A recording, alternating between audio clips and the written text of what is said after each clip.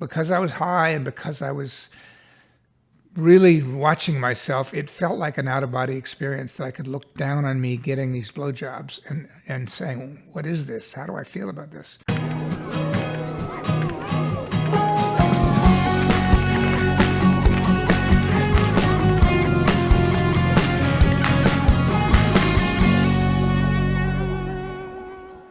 Hi, this is Mike Balaban, and I'm here with another episode of BAMMER Tales, Stories from My Gay Life.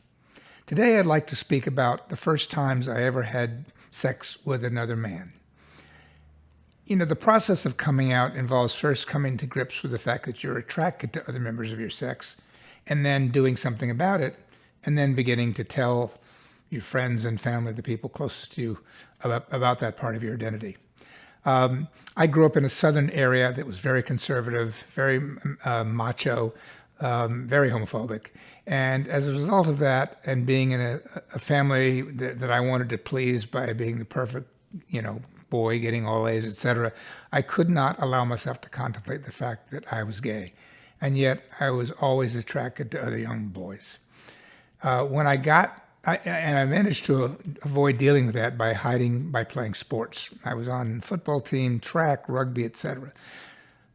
I got to college, continued playing sports, had a crush on a close fraternity brother, graduated without ever fulfilling that crush, went to grad school, and there I was nearing graduation with my master's degree in Boston in 1975 at 22 years of age, finally beginning to fear and recognize that I might not be able to get rid of this thing inside me, this attraction to men. But how did I determine if I was really gay in an era where there weren't any open role models for people like me, people who passed as straight, who were normally masculine, who didn't seem to be gay? There really was no way. The only opportunities I'd ever had to have sex with other boys trying to, make me aware that they were willing was with people that I wasn't attracted to. And I wasn't going to have sex with them and then have them know the next day that I had this secret I was hiding. But I came across the Boston Phoenix, which was the underground newspaper at the time, and their insert for nightlife was called the Boston After Dark.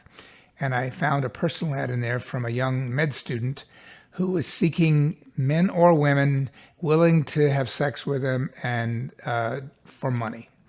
And I thought, this is a way that I could test the waters and see if it suits me. He said that he was attractive, had a nice build, etc.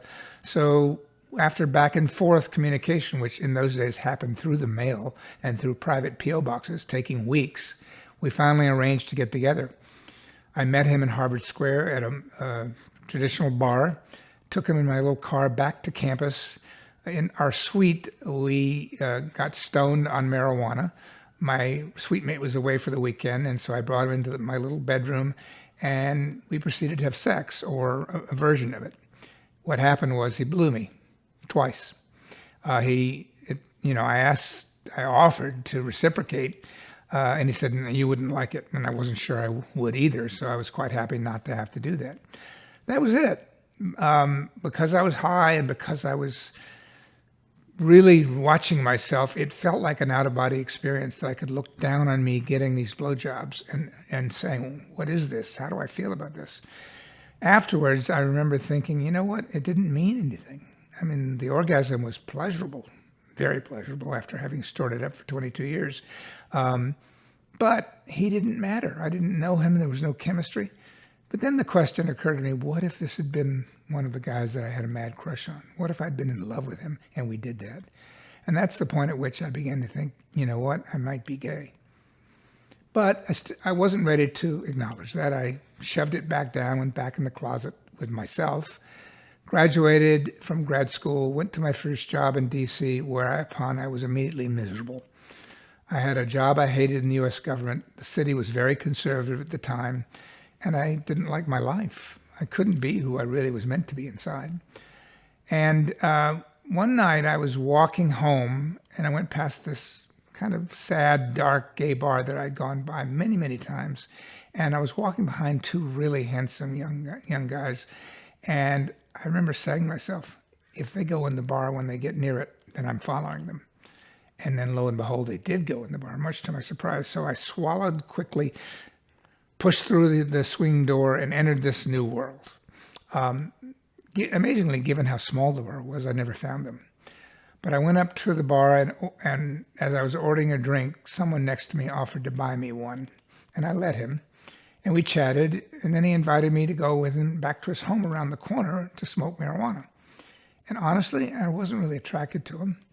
I don't know why I said yes. Probably because I was so horny by that point.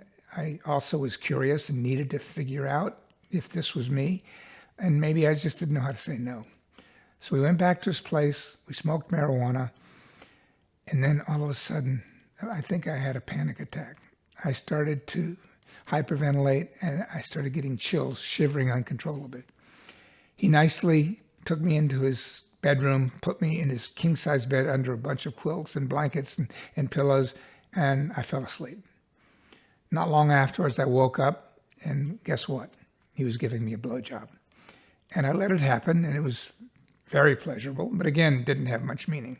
Now, in telling the story on my Instagram page, a lot of younger millennial, Gen Z, gay men and women have said that I should put a trigger warning on what I just described because it's sexual abuse. Well, I have to point out and clarify for those born in the current era that back then that was not unusual and was not considered sexual abuse. We, as gay men at least, in bars and out in gay settings, were very accustomed to and not particularly bothered by people grabbing our crotch, pinching our butts, trying to give us a kiss, forcing themselves upon us against our desire. They didn't know if we had any desire. They just went for it. And we said, no, thank you, or pushed them away and moved on. We didn't think much of it. Now, today, I accept that standards have changed, but I just want people to be aware of that difference. At any event, those were my two first experiences. One where I answered an ad, and the second where I agreed to go home with somebody not really wanting to have sex and found myself in a sexual position. I look forward to telling you more about the next stage of my life, which involved me actually coming out. If you have any comments or questions, please leave them on this YouTube page. In the meantime, I hope you'll subscribe and stay tuned for future episodes. Thank you. This is Mike Balaban for BAMMER Tales. Hi, thanks for watching. Don't forget to subscribe and click the notification bell. There's lots of content coming that you won't want to miss. Please also like and comment if you have topics you'd like for us to discuss. Thanks a lot. See you next time. With much love and gratitude. Goodbye.